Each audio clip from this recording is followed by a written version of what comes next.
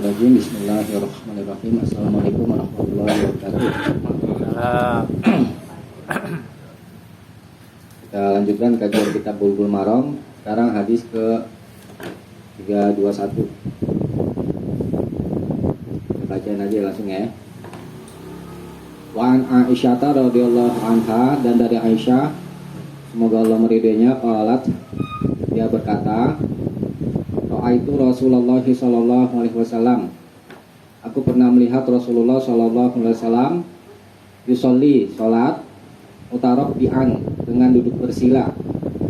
Rawahun Nasa'i, diriwayatkan oleh Imam Nasa'i, wa sahhahahu Ibnu Khuzaimah, dan disahkan oleh Ibnu Khuzaimah, dan telah meriwayatkan juga semakna dengannya Imam Baihaqi dari hadis Abdullah bin Az-Zubair marfu'an secara marfu'. Warwadan juga meriwayatkan dari Humaid dari Anas mauqufan secara mauquf, wa ala qaul Bukhari, dan Imam Bukhari memu'alakannya. Hadisnya sah. Maksudnya kalau kita nggak bisa sholat dengan berdiri, boleh dengan duduk. Duduknya itu pun bermacam-macam, tergantung kondisi. Misalnya sakit, yaitu yang kita itu kesulitan untuk duduk gitu ya, kecuali dengan bersila 5 menit ya, maka duduk dengan bersila. Kalau misalkan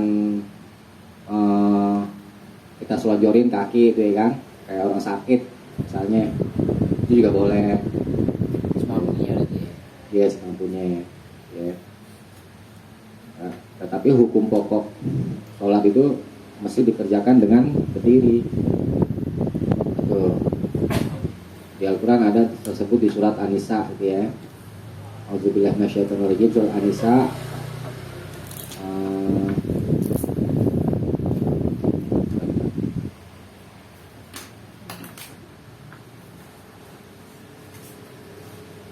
ayat 113. Dibuka coba.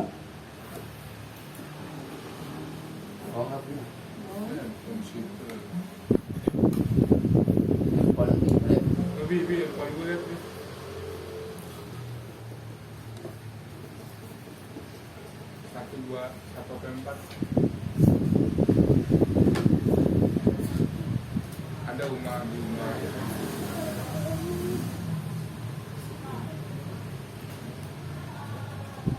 Berapa itu?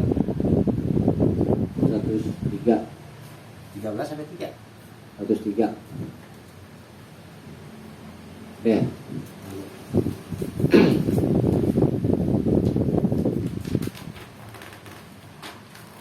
Ya.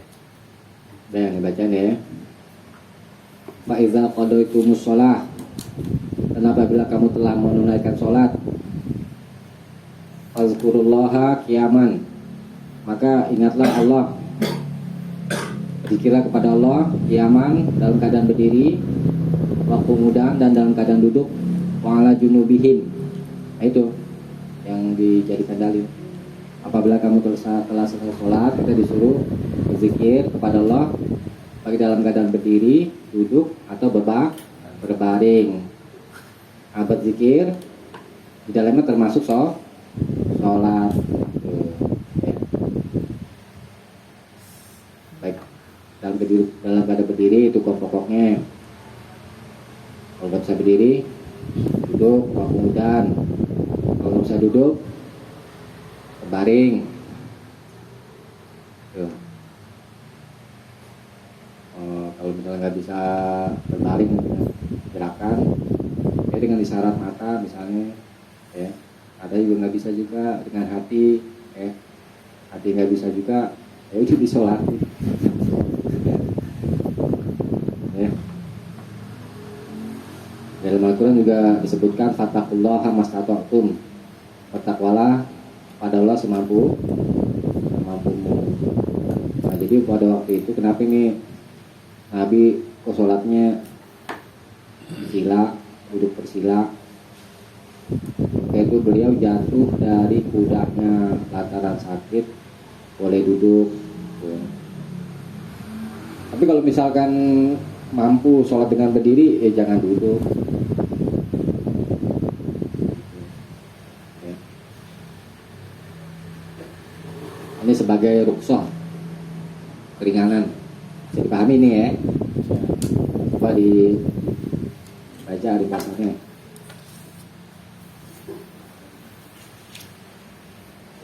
Hadis 321. Hadisah maksud boleh sholat dengan duduk apabila sakit. Hukum rukhsah. Ya.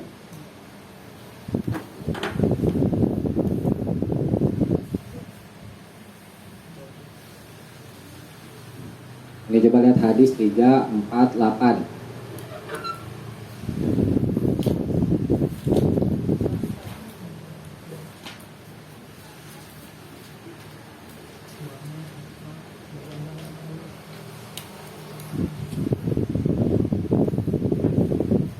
Ya. 348. Wa an Jabir radhiyallahu an, dan dari Jabir semoga Allah meridainya, anna Nabi sallallahu alaihi wasallam, bahwa Nabi sallallahu alaihi wasallam qala, bersabda, limaridin, kepada orang yang sakit, shalla ala wisadatin, sholatlah di atas amam, dia sholat di atas bantal, paroma biha, lalu Nabi melempar bantal itu. Ini boleh jadi karena ada najis ya, atau lainnya. Waqala, dan Nabi bersabda, sholli al ardi, sholatlah di atas bumi. Ini maksudnya berdiri. Ini statokta, jika kamu mampu. Wa illa, tapi jika tidak mampu, fa'aumi imaan, maka isyaratlah dengan satu isyarat. Kalau duduk tadi atau berbaring gitu ya, atau apa namanya dengan kepala itu, kalau nggak bisa apa namanya melakukan gerakan ketika berbaring, dengan isyarat apa saja, dengan mata, hati. Waj'al sujudaka akhfadu min ruku'ika, dan jadikanlah sujudmu akhfado, lebih rendah ya, min ruku'ika, dari rukukmu. Ini caranya itu. Rawahul Baihaqi, diriwayatkan oleh Imam Baihaqi bisa nadin qawi, dengan sanad yang kuat. Walakin akan tetapi sahhaha Abu Hatim waqfahu, Imam Abu Hatim telah mengesahkan kemauqufannya. Nah, tapi hadis ini sudah dikuatkan dengan jalan lain di Al-Quran tadi itu ya, dikuatkan oleh Al-Quran, jadi boleh dipakai gitu ya. Hukum pokoknya sholat dengan berdiri, kalau nggak bisa berdiri duduk, kalau nggak bisa duduk baring. Kita lanjutkan, kalau dipaham kita lanjutkan hadis 322. Salam. Tuh. Biasanya di.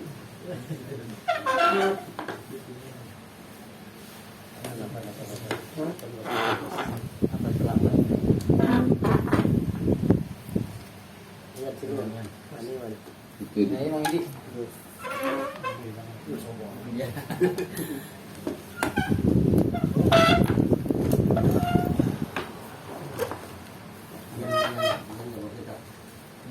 Hadis 322 ya sekarang ya.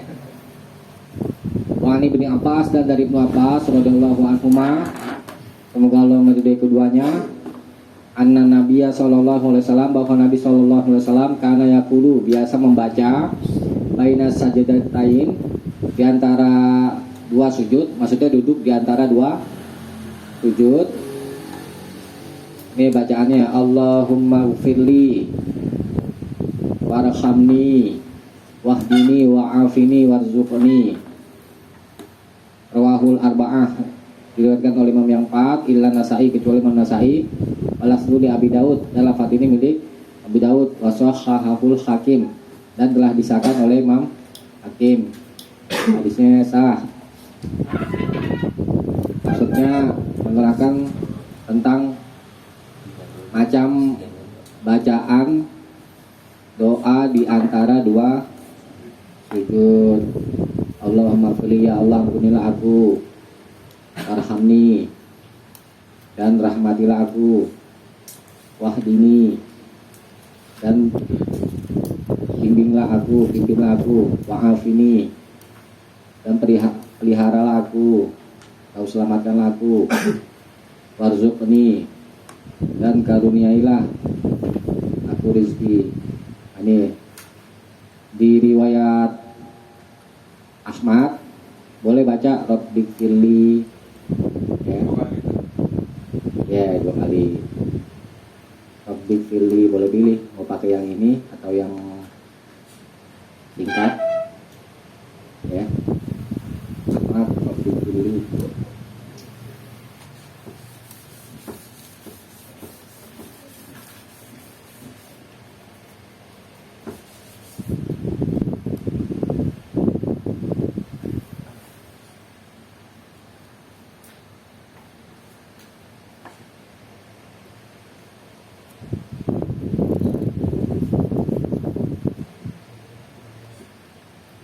Nah, ini riwayat Imam Ahmad dan Ibnu Majah. Bacanya 2 kali.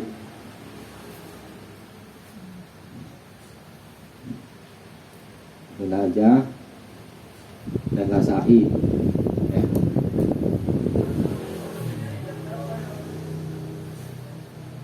Nasa'i sin singkat. Boleh pilih mau pakai yang mana.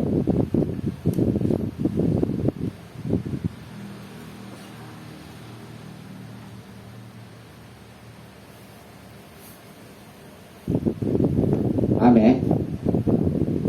Sulit kan, tinggal dihafal doang. Kami biasa pakai yang mana?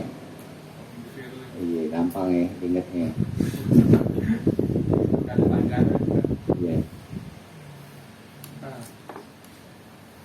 Oke, coba dibaca ringkasannya.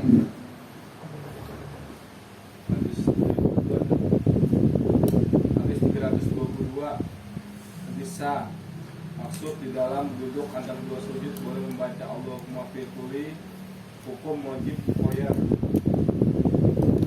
Oke, boleh pilih bacaan doanya. Hadis berikutnya. Tadi wajib muhoyar ya. Ya. Ya, baca doa dan duduk di antara duduk di antara 2 sujud hukumnya wajib. Hadis 323 wa an Malik bin Al-Khuwairis, dan dari Malik bin Al-Khuwairis radhiyallahu an, semoga Allah meridhoinya, anahu ra'an nabiyya sallallahu alaihi wasallam yusolli, bahwa dia pernah melihat Nabi sallallahu alaihi wasallam yusolli, sedang sholat.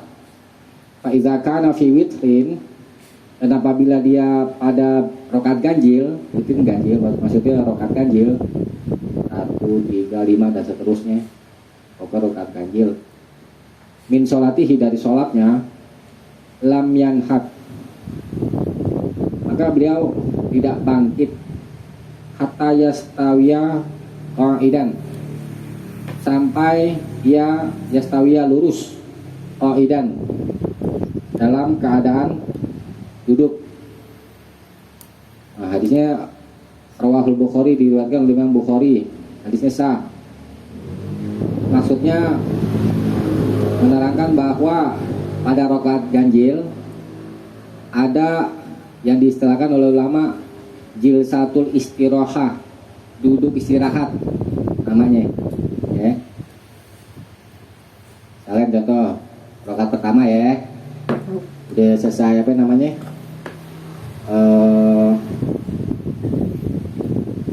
sujud ya kan, Allahu Akbar, duduk dulu, duduk istirahat namanya, sampai apa namanya, yastawi qa'idan. Lama-lama ntar subhanallah nanti makanya baca tahiyat lagi ya kan, cukup aja asal tegak aja ya kan, Allahu Akbar. Atau boleh dipanjangin sama apa namanya, lafaz Allahu Akbar gitu ya, akhirnya Allahu Akbar sampai Nah, jelas asalkan apa namanya duduknya itu sudah lurus. Nah, ini dinamakan duduk istirahat. Paham nggak? Hah?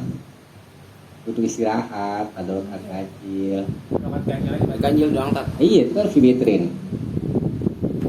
Satu, Kalau orang yang ngendak langsung berenang naik ke atas. ya langsung. Kalau benar kan ada yang duduk atahiyat. Kalau benar, ya ada rokaat ganjil aja. Duduk istirahat, ya.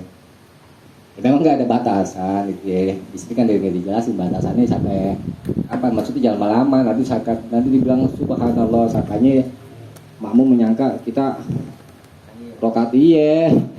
Takutnya gitu doang. Iya, kedarnya aja. Yang penting duduknya sudah tegak, sudah lurus, ya.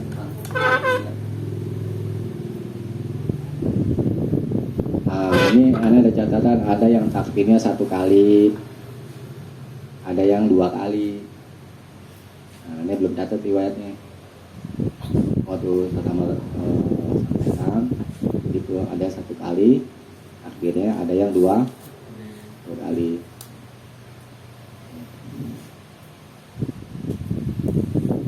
Kita pahami ya. Ada rokaat ganjil, ada duduk istirahat. Hukumnya nah, kalau dibaca ringkasannya.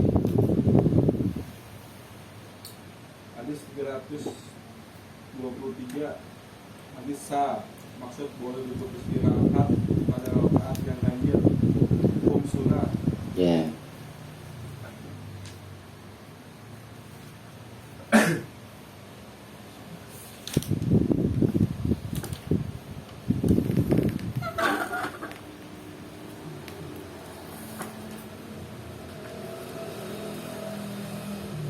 Ada juga ulama yang menganggap itu ya, pendapat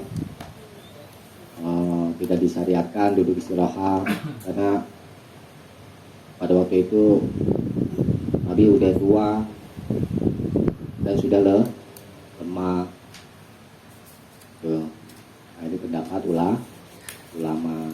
Itu tinggal hadis nanti. Ada ilah hukumnya udah tua tahun. Fi'lun Nabi sebagai hujjah. Perbuatan Nabi itu bisa dijadikan dalil. Oke, sekarang kita bahas tentang kunut. Banyak diperselisihkan kunut. Tentang kunut itu hadisnya itu dari 324 sampai 329.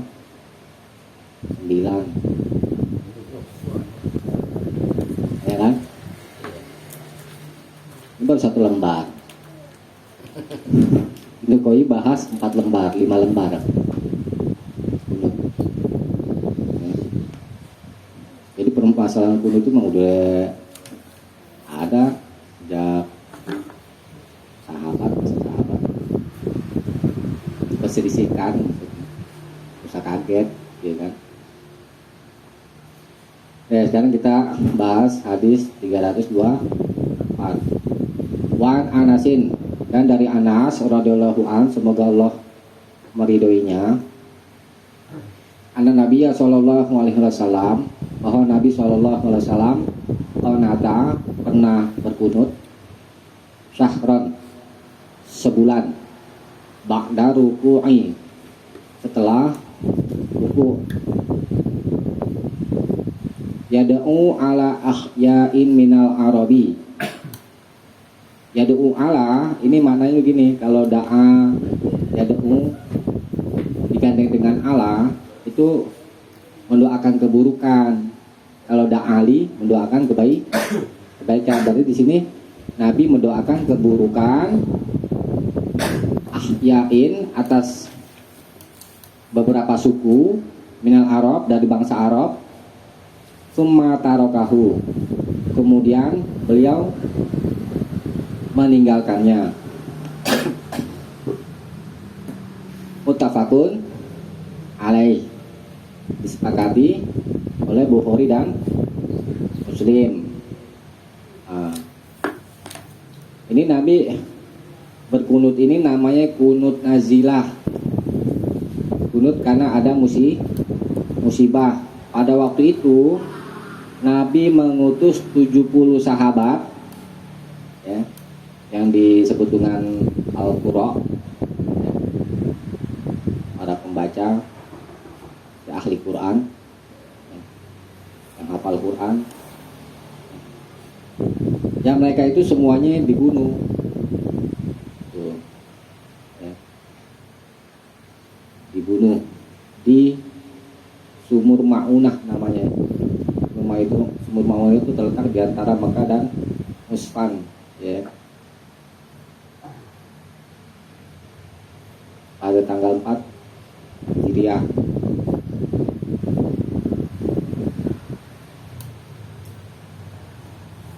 Nah, dari riwayat Imam Ahmad dari Ibnu Abbas, Ibnu Abbas berkata, qanata Rasulullah sallallahu alaihi wasallam syahran mutatabi'an.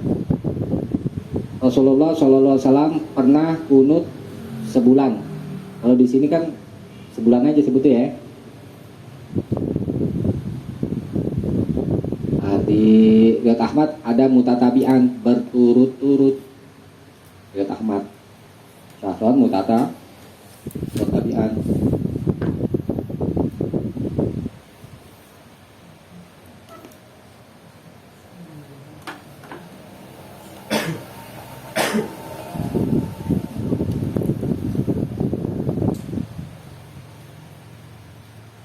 Ini mutlak, ini udah muqayyad tadi, mutlak gitu ya. Ini muqayyad. Jadi bait berturut-turut. Si zuhri pada sholat zuhur, wal asri dan sholat asar, wal maghrib dan sholat maghrib, wal isya'i dan sholat isya, was subhi dan sholat subuh. Berarti di setiap sholat 5 waktu kunutnya. Fi duburi kulli sholatin, di akhir setiap sholat. Di akhir setiap sholat ini maksudnya ba'daru ruku, sebagaimana di hadis 324 tadi, dilakukannya setelah ruku. Iza qala sami Allahu liman hamidah, apabila beliau membaca sami Allahu liman hamidah, ya, minarok atil akhirati, dari rokaat yang terakhir. Ruku kan ada beberapa ya kan, maksudnya ruku yang rokaat terakhir. Ya do'u alaihim, Nabi mendoakan keburukan atas mereka. Wa ala khayyin, dan atas suku min Bani Sulaim, ini nama sukunya, dari Bani Sulaim. Wa ala Ri'lin, dan suku Ri'al. Wa Zakwan, dan suku Zakwan. Wa Usayyah, dan suku Usayyah.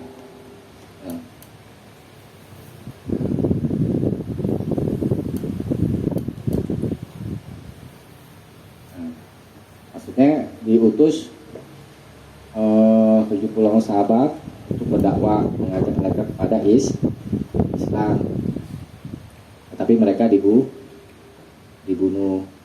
ke sejarahnya, ya.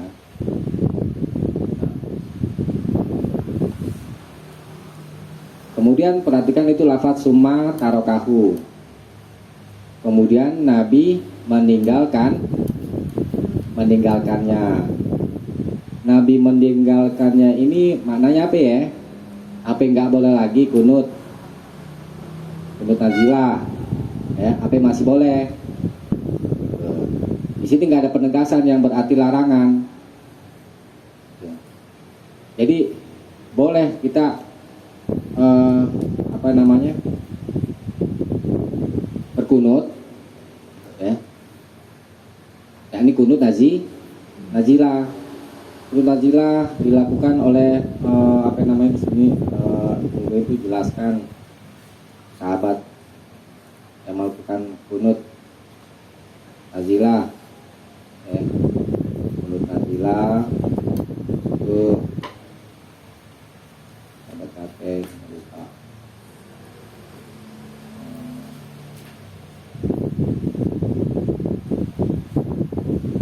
Abu Bakar As-Siddiq ketika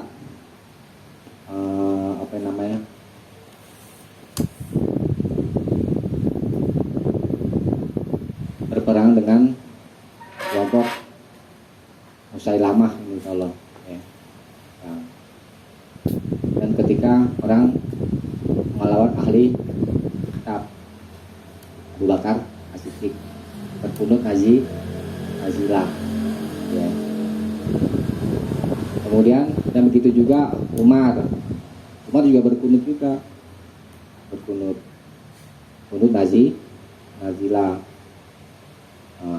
Dan Imam Ali juga berkunut ketika perang melawan Muawiyah dan orang-orang Syam. Jadi kunut nazilah ini kalau dicontohkan para sahabat keadaannya apa ini? Perang.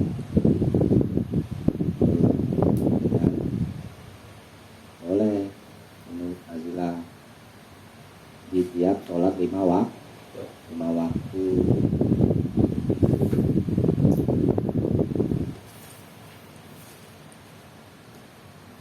Paham ya? Kunut nazilah ya.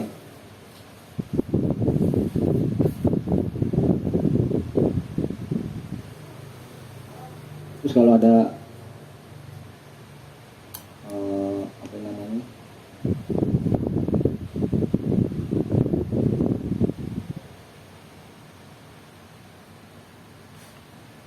nggak ada apa-apa kunut,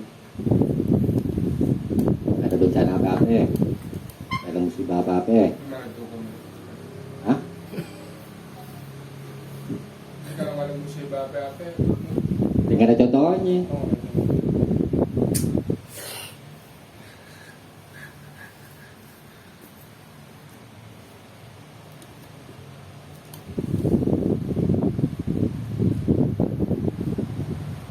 Coba dibaca ringkasannya. Hadis 304. Hadis sah. Maksud menghadirkan kunut nazilah pada sholat fardu yang 5 waktu ada bencana yang menimpa kaum muslimin. Hukum sunnah. Ya namanya kunut nazilah kalau ada bencana yang menimpa kaum muslimin. Sekarang hadis 302 kunut subuh ya. Wali Ahmada dan bagi Imam Ahmad Ad-Daraqutni dan Imam Ad-Daraqutni nahuhu semakna dengannya dengan hadis 324 min wajahin akhar dan dari jalan lain.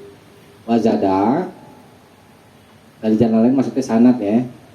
Wazada tapi dia menambah Imam Ad-Daraqutni.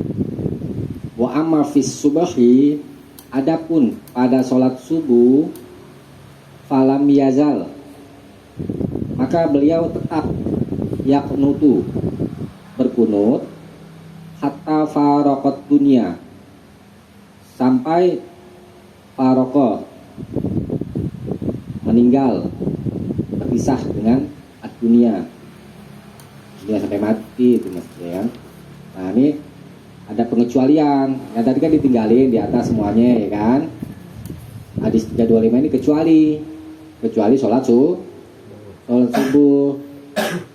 Sholat subuh Nabi tetap lakukan kunut sampai meninggal dunia.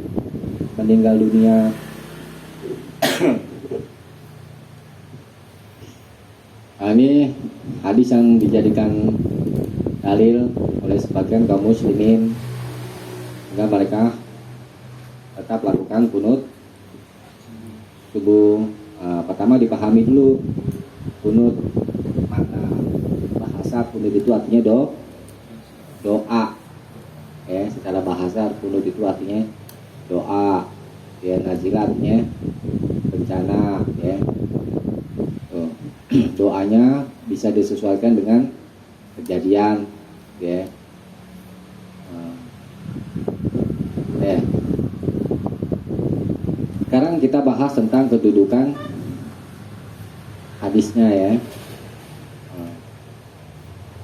Kedudukan hadis ini di dalam sanadnya ada rawi yang bernama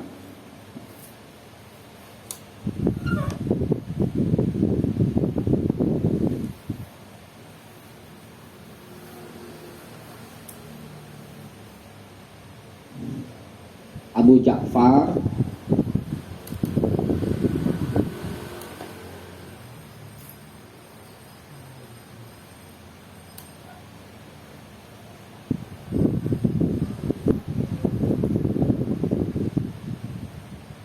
Ar-Razi.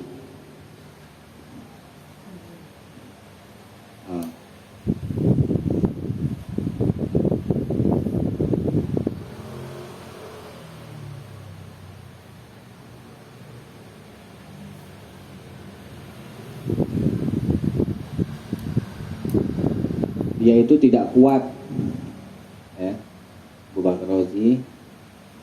Yahimu kasiron,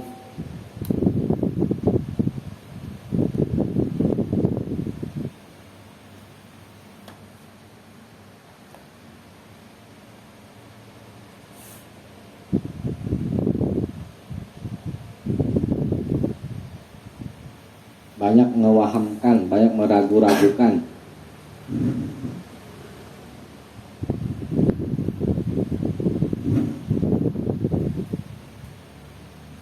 Walaupun ada ulama yang menganggap sah seperti Ibnu Ma'in dan Abu Hatim, ya, ada juga ulama yang melemahkan seperti Imam Nasai. Ini perkataan Imam Nasai laisa bil qawi, dan Imam Ahmad, ya.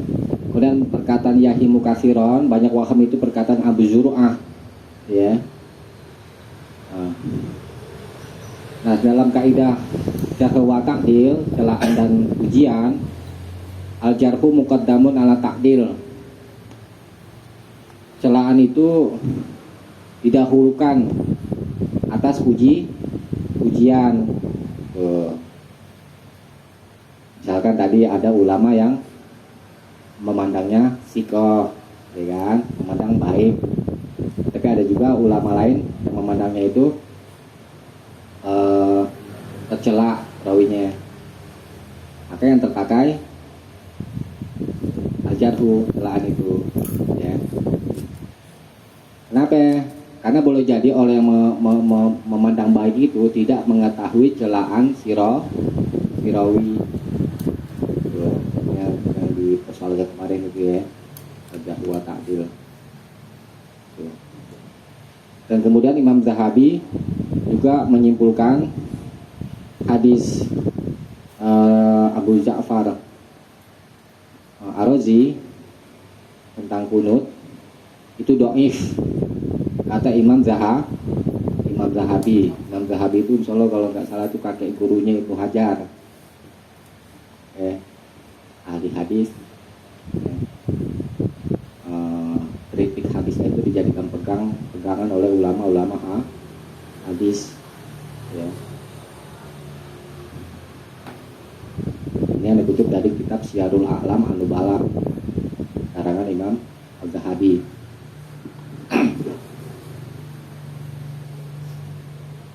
Jadi kesimpulannya, hadis tentang Nabi tidak meninggalkan kunut, ya, kunut subuh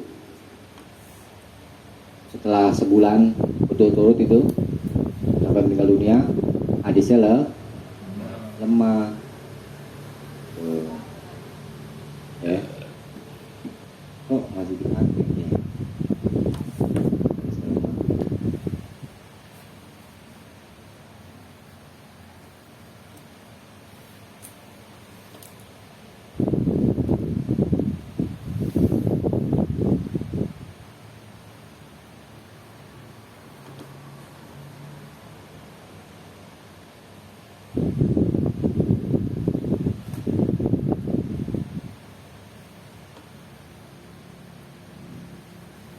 Coba loncat dulu ke hadis 327.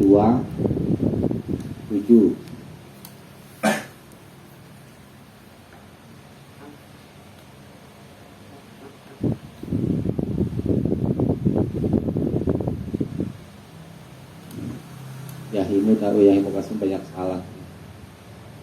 Wa an Sa'di bin Tariq al-Asja'i, dan dari Sa'ad bin Tariq al-Asja'i radhiyallahu anhu, semoga Allah meridhoinya, qala, dia berkata, qultu li abi,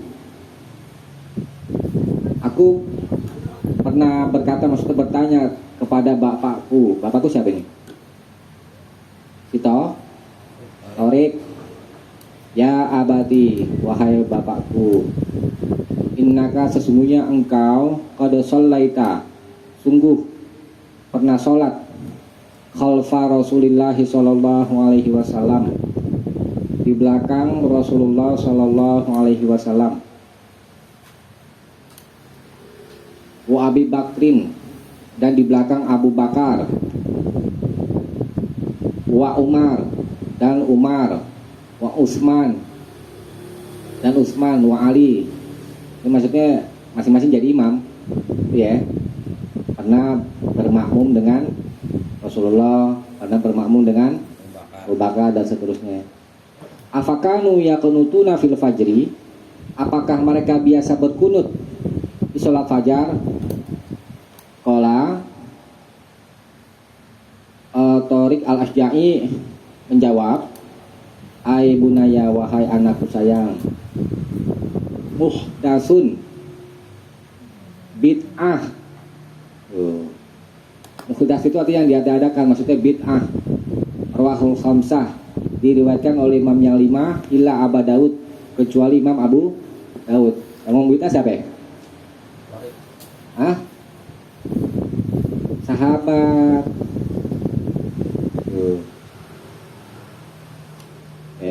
Pada Wahabi, sahabat yang ngomong bid'ah, ya. Bentar orang yang melarang kunut subuh disangkanya Wahabi, ya. Kemudian di riwayat Imam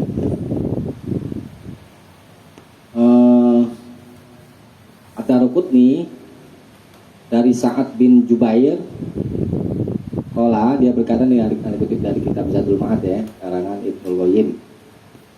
Ibnul Qayyim itu muridnya Ibnu Taimiyah. Kata Sa'id bin Jubair, asyhadu, aku bersaksi, anni, bahwa sesungguhnya aku, sami'tu, telah mendengar, Ibnu Abbas yaqulu, berkata, innal kunuta fi sholatil fajri bid'ah, sesungguhnya kunut pada sholat subuh bid'ah. Ngomong siapa ini? Ibnu Abbas siapa ya?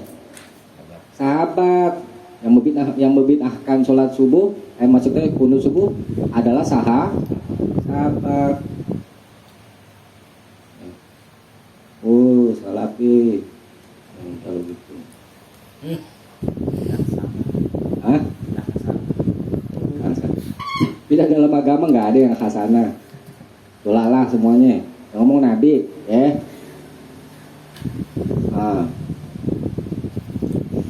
Kemudian Wazakar al-Baihaqi, dan Imam Baihaqi menyebut an Abi Mizlaz, dari Abu Mizlaz, Allah, dia berkata, shallaitu, aku pernah sholat ma'a Bani Umar, bersama Ibnu Umar, sholat as-subahi, sholat subuh, malam yaknut, lalu dia tidak berkunut. Fakultu lahu, lalu aku berkata kepadanya, la aroka taknutu, aku tidak melihatmu berkunut. Faqala, lalu Ibnu Umar berkata, la akhfazuhu an ahadin min ashabina, aku tidak akhfaz itu kan menghafal, ya, mengerjakannya, gitu ya. Boleh meriwayatkan, ya. Aku tidak ada yang aku hafal dari ahadun seorang pun min ashabina dari sahabat-sahabat kami. Jadi para sahabat ya, tidak ada yang mengerjakan kunut subuh sebagaimana yang sebagian kaum muslimin dawamkan. Ya. Hukumnya apa ya? Bid'ah. Yang mau bid'ah siapa? Sahabat. Tuh. Gas. Kalau memang perkara itu sunnah, tentu para sahabat itu adalah orang yang sangat amat untuk beramal soleh. Tuh. Ya. Nah, terus bagaimana hukumnya kunut subuh? Boleh apa enggak?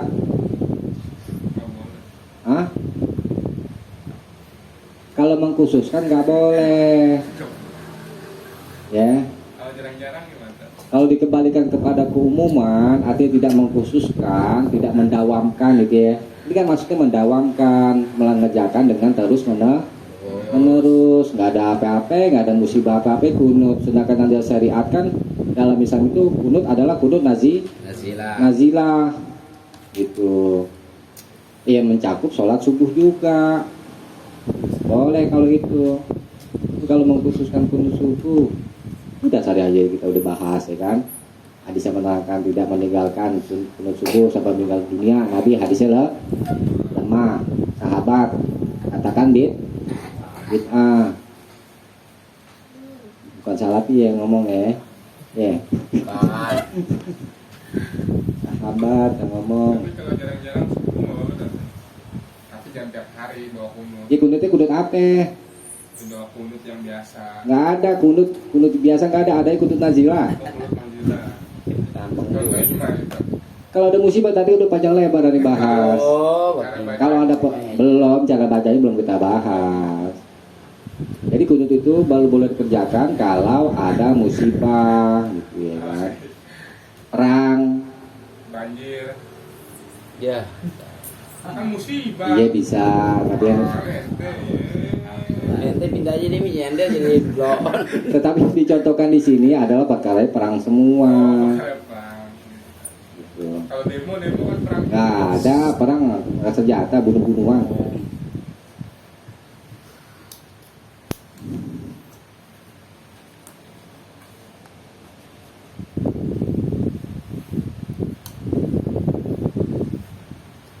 Ini puyeng bahasnya panjang lebar dan sampai puyeng bacanya. Iya. Deh, bantah-bantahan juga di sini. Baca dah. Coba dibaca nih kesannya. Kita baca kayak hadis itu puyeng. Hadis 202, hadis 325. Hadis lemah. Maksud ada kunut subuh. Hukum sebenarnya bid'ah. Iya. Bid'ah itu kalau tidak ada nazilah, tidak ada musibah, ya kan. Kalau misalnya ada musibah, ada nazilah ya boleh aja waktu subuh. Gitu. Kalau ini kan yang jadi persoalannya dikerjakan dengan terus menerus sampai Nabi meninggal dunia. Itu jadi persoalannya.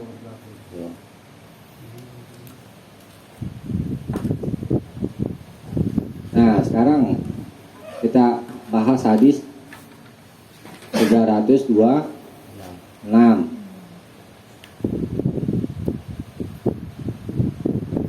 Wa anhu, dan darinya dari Anas ya. Radhiyallahu an, semoga Allah meridhoinya, anna Nabi sallallahu alaihi wasallam, bahwa Nabi sallallahu alaihi wasallam kana la yaqnutu, adalah Nabi tidak berkunut illa kecuali idza da'a li qaumin, apabila da'a beliau mendoakan. Nah, ini da'ali maksudnya mendoakan kebaikan. Kalau digandeng dengan huruf jar li lam itu ya, da'a yad'u li gitu ya. Ini maknanya mendoakan kebaikan. Da'ali kaumin, mendoakan kebaikan untuk satu kaum. Au da'a ala kaumin. Nah, kalau diganti dengan ala, mendoakan keburukan untuk satu kaum. Sahhahu Ibnu Khuzaimah, disahkan oleh Ibnu Khuzaimah. Nah, hadis ini lahu syawahid, dia memiliki syahid menguat.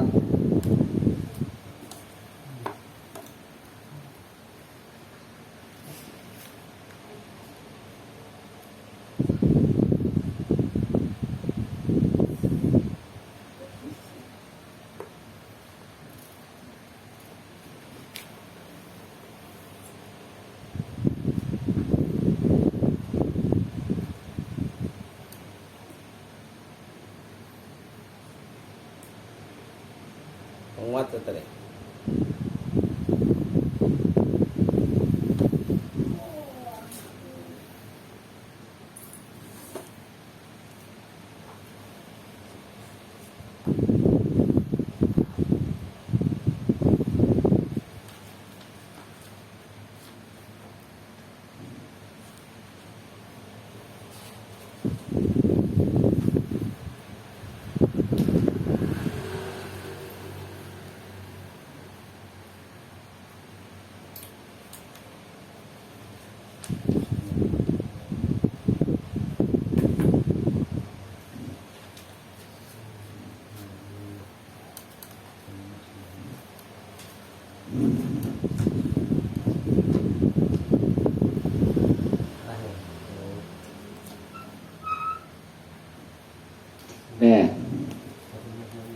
Di hadis 326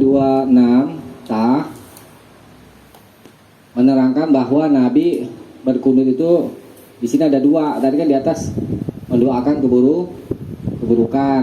Ini tambah lagi, boleh juga berkunut mendoakan kebaikan untuk satu kaum. Kapan waktunya? Hah? Apa? Apa? Enggak, kerjanya kapan? Wajib. Di sholat wajib. Ibu termasuk gak? Masuk. Termasuk. Apa? Dikerjakannya setelah ruku.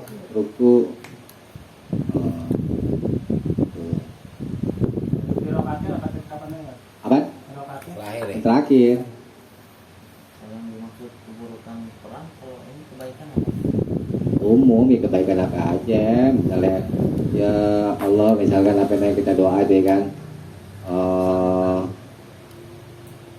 nama itu, berikanlah kemakmuran buat negeri ini atau yang lainnya gitu. Ya kebaikan apa ya, kan umum. Mendoakan kebaikan ya, kebaikan apa aja. Ini yang tadi jadi alasan, udah terus aja terus-terusan doain aja kebaikan. Ini bisa tuh. Berlawanan dong. Ini tidak dilakukan terus menerus.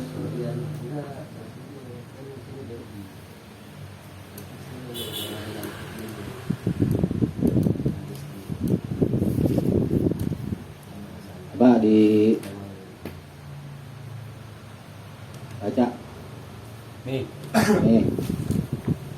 Hadis 326. Hadis sa. Maksud kunut nazilah itu untuk mendoakan kebaikan bagi satu kaum atau mendoakan akan kebinasaan atas satu kaum. Hukum sunnah. Hukum. Sunnah. Ya, hadis 328 ini tentang doanya. Wa anil Hasani bin Ali, dan dari Al Hasan bin Ali radhiyallahu anhu, semoga Allah meridai keduanya. Allah, dia berkata, Al Hasan ini ya, cucu Nabi. Allamani Rasulullah sallallahu alaihi wasallam. Rasulullah sallallahu alaihi wasallam mengajarkanku kalimatin, kata-kata, maksudnya bacaan-bacaan yang aku membacanya fi kunutil witri, di kunut salat witir. Allahumma hdini iman hadait, ya Allah ihdini, tunjuklah aku iman ke dalam orang-orang yang hadaita, engkau telah beri petunjuk. Wa'afini, dan maafkanlah aku atau peliharalah aku fiman afaita, ke dalam orang-orang yang kau telah pelihara. Watawallani, dan berilah kekuasaan kepadaku fiman tawallaita, ke dalam orang-orang yang kau telah berikan kekuasaan. Wabarik li fima a'taita, dan berkahilah aku fima a'taita, pada apa yang telah kau beri. Wakini syaroma kodaita, wakini, dan jagalah aku syaro, dari kejahatan, kodaita, apa yang kau telah tetapkan. Fa innaka taqdi, karena sesungguhnya engkaulah yang menghukum, mengkodok itu ya. Wala yuqdu alaika, tetapi tidak dihukum atasmu. Wa innahu la yadhillu man walaita, dan sesungguhnya tidak ada yadhillu, yang akan hina, man walaita, orang yang kau tolong. Tabarokta, maha suci engkau, Rabbana, ya Tuhan kami, wa ta'alaita, dan maha tinggi engkau. Rawahul khamsah, diriwayatkan oleh Imam yang 5, wazadat Tabarani, dan Imam Tabarani menambah, dan Imam Baihaqi, wala ya'izu man adaita, tambahannya, dan tidak ada kemuliaan, dan tidak akan mulia orang yang adaita, orang yang telah memusuhi, orang yang kau musuhi.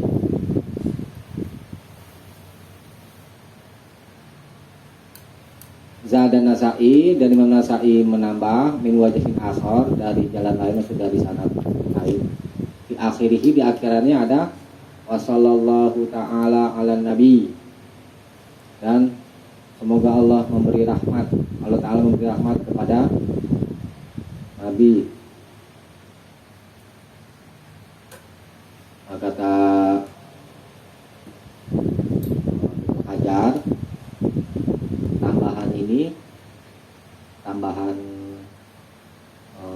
yang tadi itu Zada Nasa'i, kasusnya itu wasallallahu ta'ala ala nabi. Kata Hajar, gharib la yasbut, hadisnya tidak sah, karena di dalamnya ada rawi yang bernama Abdullah bin Ali wa huwa la yu'raf, dan dia itu tidak dikenal, yakni majhul.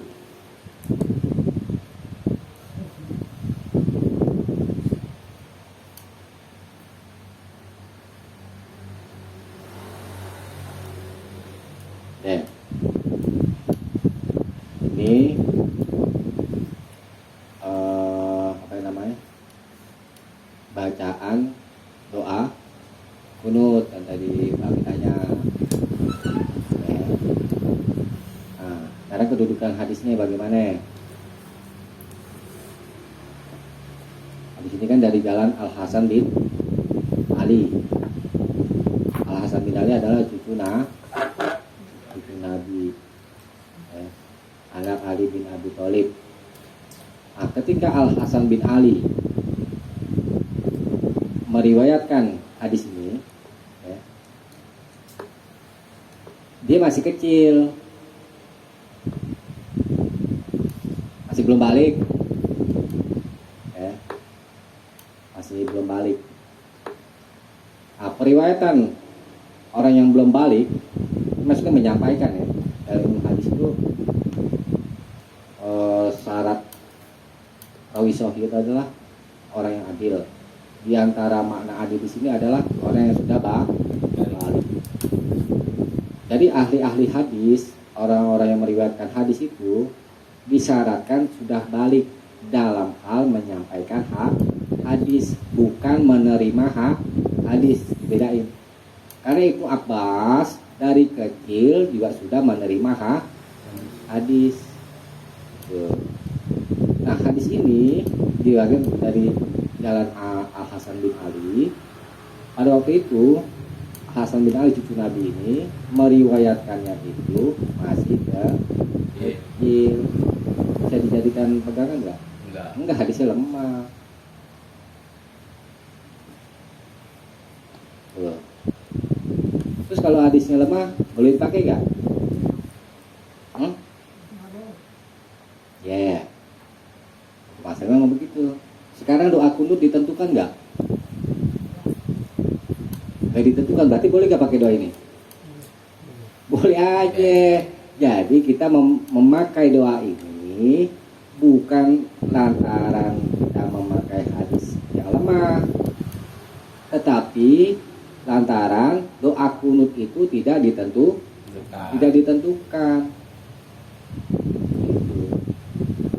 Boleh aja pakai doa ini. Ya gitu alasannya. Nanti kalau ada orang tantang, itu kan hadis lemah, iya tahu. Karena tentuin nggak doa kunut kan enggak. Jadi dikembalikan ke hukum asal. Boleh. Sama sebenarnya kayak doa jenazah. Dan ada juga.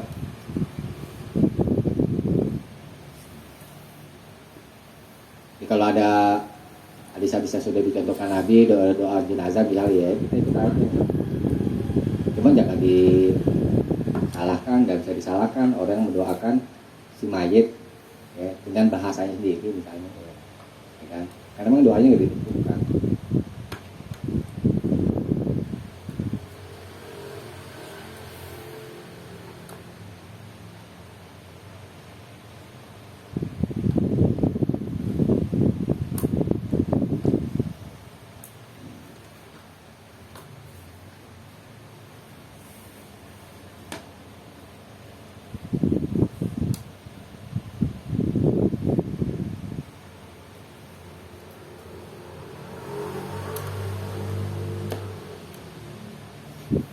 Kalau Ibnul Qayyim itu berkata di kitab Zadul Ma'ad itu ya,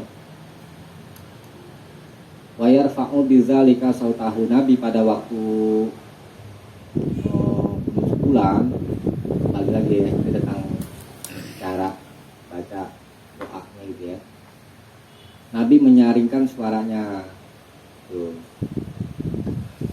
cara baca doanya nyaring. Wa yu'minu alaihi ashabuhu, dan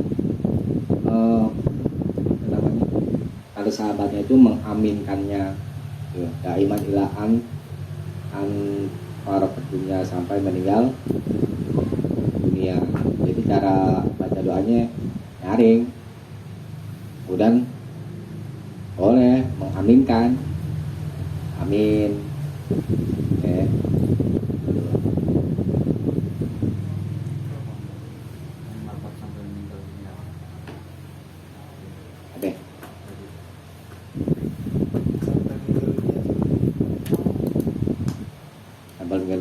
Bukan mengerjakannya, maksudnya caranya, cara ini cara baca doanya dinyaringin dan para sahabat mengaminkan sampai Nabi itu wafat. Sudah disaksikan gitu, terus dikerjakan cara baca doanya itu dengan menyaringkan suara dan diaminkan, itu ya jadi pokoknya.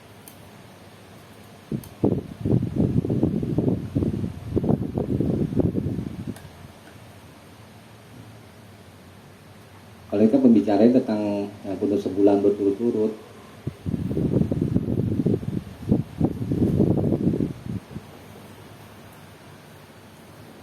jadi memahamin sampai Nabi wafat itu apa? Situ tadi tersebut sampai Nabi wafat, memahamin sampai Nabi wafat itu kan. Iya, ini kan kata Nukaim kan Nabi menyaringkan suaranya, ya kan? Kemudian mengaminkan sahabat-sahabatnya daiman selamanya, hilaan farokotunya sampai beliau wafat. Tuh. Nabi kunut berapa ya lama? Bulan. Emang habis ninggalin itu Nabi wafat? Enggak, artinya yang jadi pokok persoalannya bukan di situ. Yang jadi pokok persoalannya cara membaca doanya nyaring. Tuh, ya kan? Kemudian diaminkan makmum. Nah, tentang sampai Nabi meninggal dunia, artinya ini disaksikan oleh Nabi, macam takrir.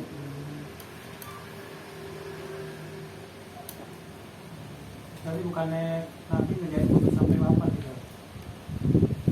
Tadi juga bahas tuh yang kunut tuh. Iya, artinya boleh, maksudnya boleh. Tapi gak bisa dipahami, maksudnya berkunut itu boleh, ya kan? Tapi tidak dipahami Nabi itu berkunut terus menerus sampai dia wafat, kan udah kita bahas tadi. Nabi kunutnya sebulan doang. Setelah itu meninggalkan. Tegas itu. Terus Nabi meninggalkan itu boleh gak kunut lagi? Berkunut maksudnya? Ya boleh, itu maksudnya. Kayak semacam takrir. Gitu. Yang dari 325 sampai dia meninggal dunia ada. Iya, ini kan pengecualian tentang kunut subuh, ya kan? Kunut subuh selalu dilakukan oleh Nabi sampai meninggal dunia. Nah tadi kan kita udah bahas hadis ini lemah, Jelaskan lagi tuh. gitu. 327 yang jelasin. Iya, jadi tidak ada Nabi kerjakan terus menerus sampai dia meninggal dunia. Nah, yang mau sampaikan di sini adalah Nabi cara baca doanya nyaring gitu. Cari terus hitungannya. Kemudian diaminkan sama Apa? makmumnya. Gitu. Begitu menurut Ibnul Qayyim, gitu ya kan.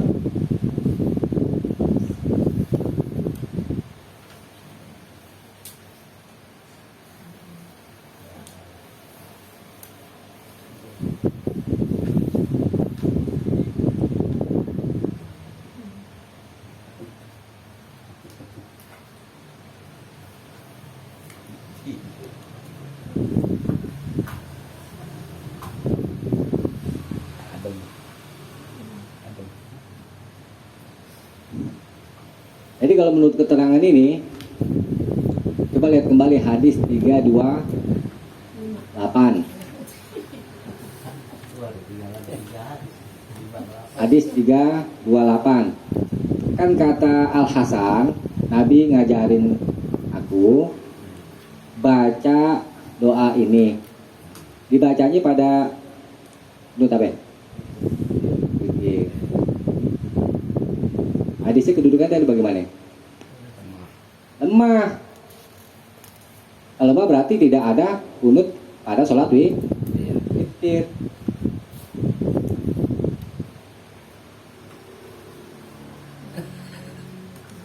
Kan hadisnya lemah.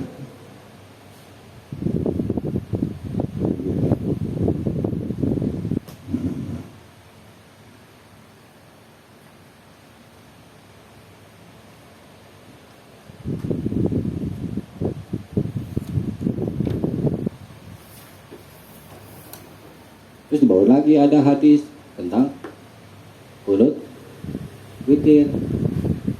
Mana duduknya nih? Kita nih. Ini kan hadisnya lemah kalau di sini. Ada yang tahu gak? Ada dalil tentang kunut witir? Hah? Kok nggak pernah dengar apa enggak? Pernah dengar ya? Ya amat.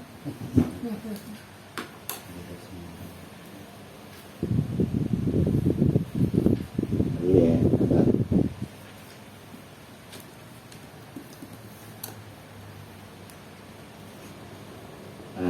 kata Ibnu Qayyim, walam yuhfaz anhu, dan tidak dihafal darinya dari sallallahu alaihi wasallam annahu qanata fil witri, bahwa Nabi berkunut pada sholat witir, illa kecuali fi hadisin, kecuali di satu hadis yang rawahu Ibnu Majah, telah diriwayatkan oleh Ibnu Majah an Ali bin Maimun Ar-Raqi, dari Ali bin Maimun Ar-Raqi, hadatsana Makhlad ibnu Yazid, telah menceritakan kepada kami Makhlad bin Yazid an Sufyan, dari Sufyan an Zubaid al-Yami, dari Zubaid al-Yami an Sa'id bin Abdurrahman ibni Abza, dari Sa'id bin Abdurrahman bin Abza an abihi. Ini kalau kita bahasanya begitu ya, bacanya ada hadasana, ada hadasananya.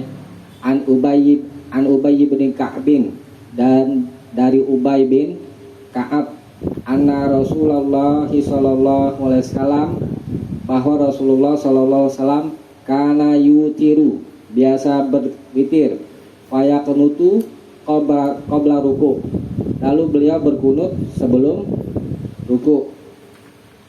Berarti kalau dari hadis ini Nabi pernah kerjakan kunut. Imam Ahmad tuh katakan, aku memilih kunut itu setelah ruku, ya.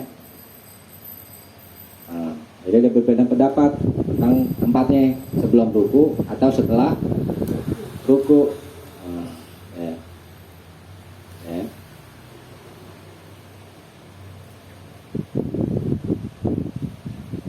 Memang ada perbedaan pendapat tentang masalah kunut witir.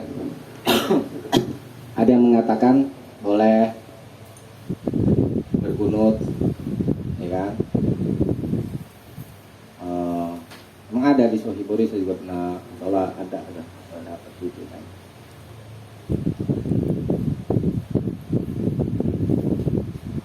Sekarang kita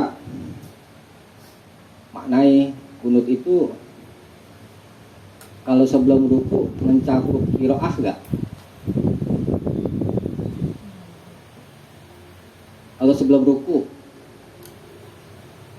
qiraah. Kalau sebelum ruku misalnya tadi sebelum ruku, ya kan? Yang lagi kita baca apa ya? Sholat,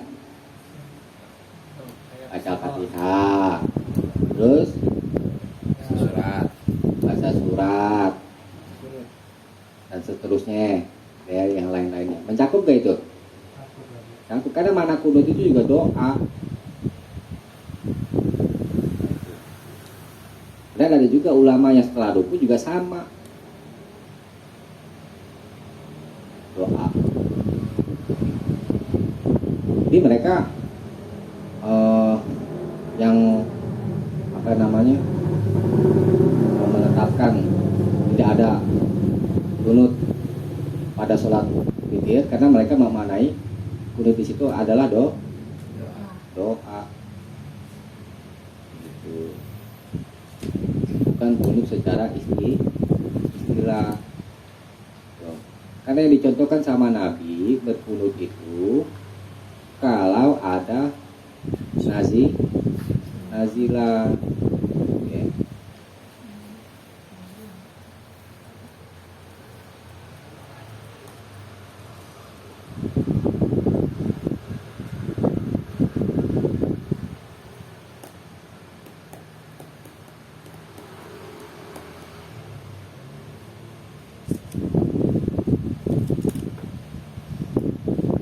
Angkat tangan enggak?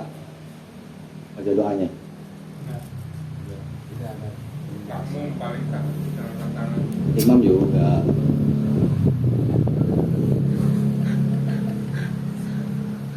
Tapi kalau imam nggak angkat tangan, makmum angkat tangan gimana? Ya, itu pun juga ada perbedaan ya. Fikih biasa ya, ada perselisihan pendapat gitu ya.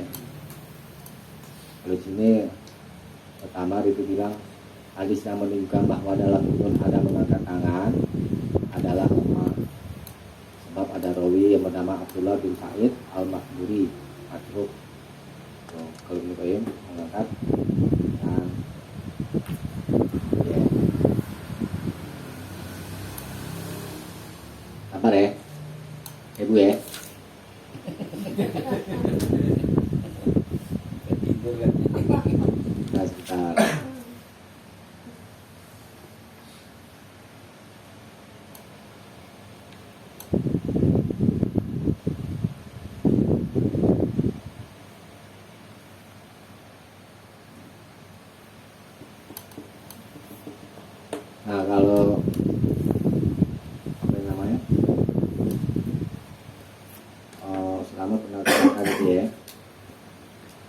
hadisnya lemah, ya kan? Yang hadis berapa? 328. Sekarang kita anggap aja hadisnya sah gitu ya. Maka belum juga dapat ditentukan ada kunut witir seperti yang lazim dikerjakan orang. Sebab tidak ada keterangan yang menerangkan kejadian itu. Hadis itu mujmal. Kunut menurut bahasa atau contoh Nabi, ya. Tadi kunut secara bahasa apa? Doa. Contoh Nabi kalau ada nazilah, peristiwa, musibah. Nah, fi kunutul witri, tentang lafaz fi kunutul witri itu tidak tegas menunjukkan bahwa dalam witir ada kunut seperti kunut nazilah, ya. Sebab di lain-lain riwayat dari jalan Hasan juga, ya, dari Al Hasan bin Ali, ia berkata fil witri, lafaznya fil witri aja di dalam witir dengan tidak menyebut kata kunut, ya. Jadi lafaz fi kunutil witri belum menunjukkan ada kunut witir sebagaimana yang Nabi contohkan, yakni kunut nazilah. Jadi kalau tidak ada keterangan yang kuat tentang itu, maka dikembalikan kepada makna bahasa, yakni maknanya doa. Pusing ya, kuat. Baca akad ringkasannya. Iya, coba baca deh. Hadis 328. Hadis lemah. Maksud tidak kunut nazilah di sholat witir. Hukum sebenarnya bid'ah. Ya. Jadi tidak ada kunut nazilah, tidak ada kunut maksudnya pada sholat witir, ya. Sampai dulu kajian kita. Mudah-mudahan ada manfaatnya.